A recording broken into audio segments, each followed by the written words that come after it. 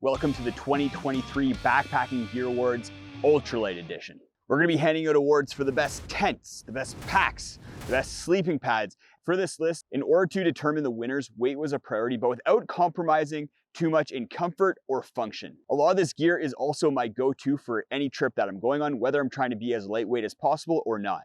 For the best ultralight backpack award, I have two options here. If you want something with a frame and a hip belt in order to carry a lot of weight, we have the Z-Pack's Arc Haul. This is a very ultralight pack. This is the lightest pack out there that can carry up to an advertised 40 pounds. And that's due to having a carbon fiber frame as well as a full hip belt. I've carried 40 pounds in this pack, no problem. And you get a bunch of other features with it as well, which makes it great, like side pockets that are actually reachable if you have water bottles in them, as well as a trampoline back that helps with keeping your back a little bit cooler. But it is a hefty price tag, $400 for just the pack, and then another $30 for each of the hip belts.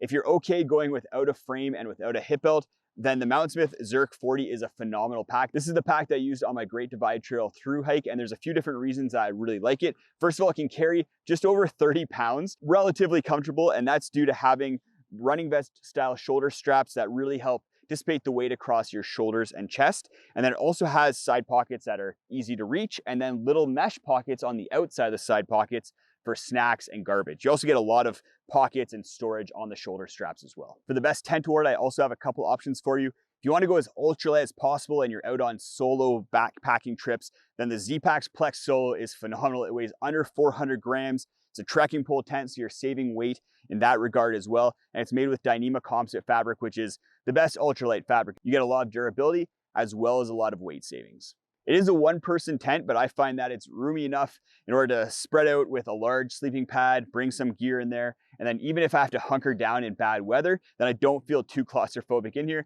But I'm 5'10", 180 pounds, so if you're on the bigger side, then you might feel a little claustrophobic inside the Plex Solo. The second tent is the Durson X-Mid Pro 2 Plus. So it's a bigger version of the Pro 2 that's out right now. I don't have it with me. I had to send it back to Dan because it's his only prototype right now until the tent comes in stock in October, November 2023. But I'm really excited for this tent because it allows for two wide square sleeping pads to fit inside no problem. Steffi Poo and I have used this pad on a trip together and it was super roomy. She loves the tent. She thinks that we should use that tent all the time now because of how lightweight it is as well as how big it is. It's nice to see tent manufacturers starting to make bigger tents that can accommodate two people comfortably with wide sleeping pads. For the best sleeping pad award, I had some troubles with this one because I wanted to get pads that were ultralight, but I also didn't want to sacrifice comfort. So I have three options here. If you don't really care about warmth too much, but you just want something super lightweight that's also going to be relatively comfortable for an ultralight sleeping pad, then the Zoom UL is going to be the one to go for.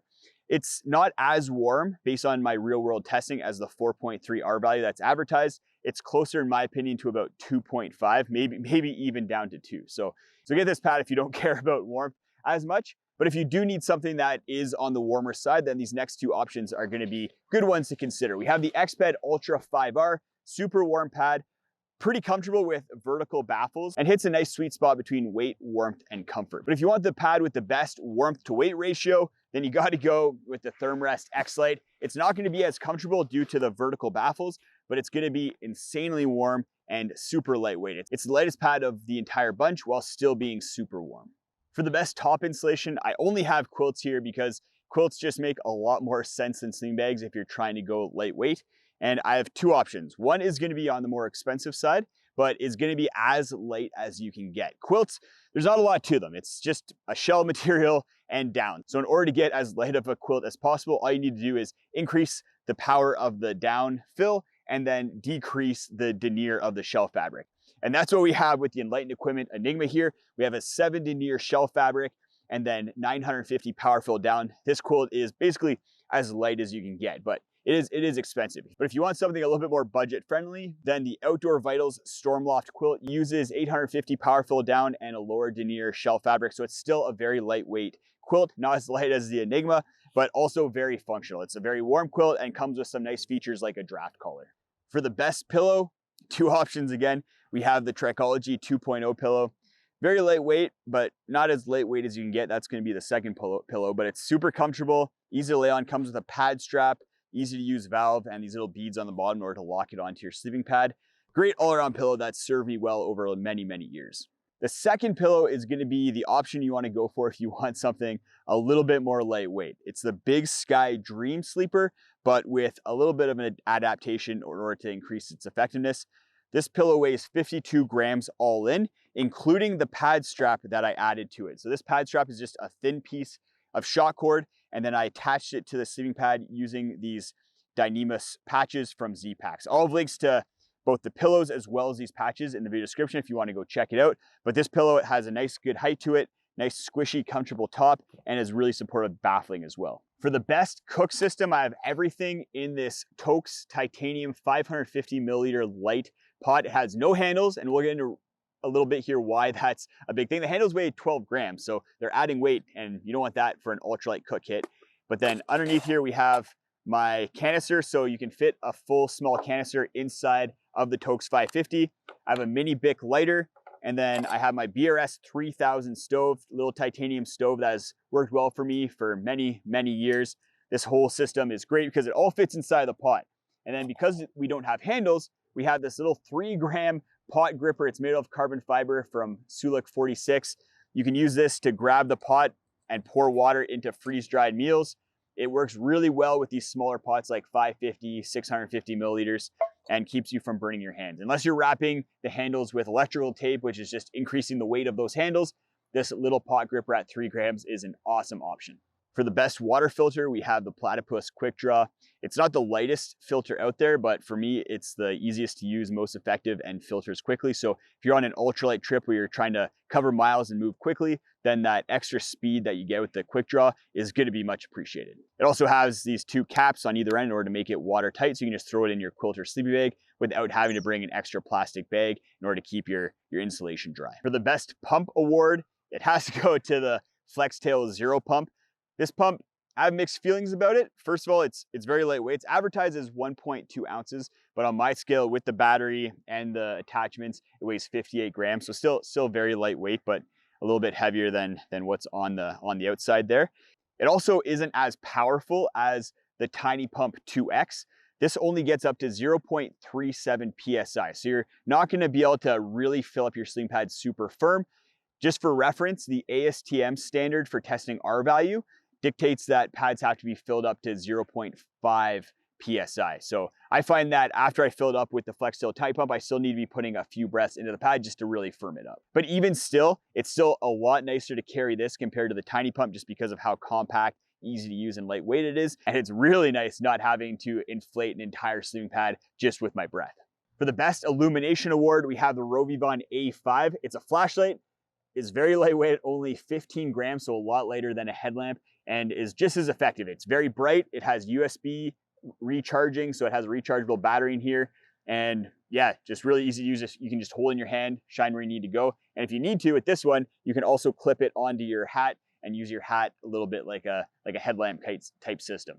For the best power bank, we have the Nitecore NB5000. The Nitecore NB series are the lightest weight out there, and the 5000 is quite a bit lighter than the 10,000. And all you really need for most trips, if you're not filming a lot or anything like that, then 5000 is probably going to get you through a week of electronics use out in the backcountry. For the best toothpaste award, we have toothpaste tabs from Unpaste. I like toothpaste tabs because I can take just as many as I need, and they come in fluorinated and unfluorinated versions depending on what you want, and a couple different flavors like cinnamon or mint. For the best poop kit, I have everything inside this Space Bear Bags Poopmoji bag. I use a bidet now. This is the Kulo Clean. It fits onto any standard water bottle. A lot of people think that with a bidet, you use this to spray water aggressively at your butt, but it's more subtle than that. Use it to just introduce water into the area, and then use soap and your hand and the water in order to give yourself a little bath down there. It's just like having a shower, super hygienic, especially with the soap. I like to use powdered soap from Peak Outdoors. It's just a lot easier to use. It's lighter, less messy, and you can bring as much as you need very easily. And then for my trowel, in order to dig my cat hole, I use the Bogler Co trowel. Super lightweight, has serrated edges in order to cut through roots very effectively. And I've used this to pry rocks and just dig a lot of cat holes. It's been working really well for me. The best ultralight chair, and yes, chairs are ultralight, is the Helinox Chair Zero. This has been basically the king of ultralight chairs for years now, and it's still the best ultralight chair for me. It's the most comfortable, most lightweight. And then if you add this Dyneema pouch from Hilltop Packs to it, then it's even more lightweight and waterproof. The award for best insulated jacket goes to the Enlighten Equipment Torrid Apex. I like a synthetic insulation for an ultralight jacket because if you're on a thru hike or something, you don't need to worry about keeping your down dry as much. The synthetic insulation is still gonna keep you warm when it's damp or a little bit wet, and it's gonna dry a lot quicker. This jacket is very lightweight as well, especially for synthetic. It's comparable to a lot of down jackets out there. The award for best sun hoodie has to go to the Appalachian Gear Company Alpaca Wool Sun Hoodie. I like an alpaca wool sun hoodie, especially for an ultralight trip because it doesn't stink and it's comfortable and warm enough, but also lightweight enough that I can wear it while hiking, but then also wear it as a sleep shirt. So I don't need to bring a separate sleep system. I can just wear this all day, every day, 24/7. And I've worn this shirt 5 days straight. And afterwards it did not stink and was still comfortable. The best camp footwear are Mayfly sandals, just little thin ultralight sandals. They weigh very little but are very nice for around camp. You can just take your shoes off, let your feet air out. And I like them mostly because if I have to go in the bathroom in the middle of the night, I can just throw these on instead of having to put on my either wet or stinky shoes. If you want to see my non-ultralight backpacking gear awards, go check out this video. It's a bunch of awesome gear that's not necessarily ultralight, but super functional and comfortable.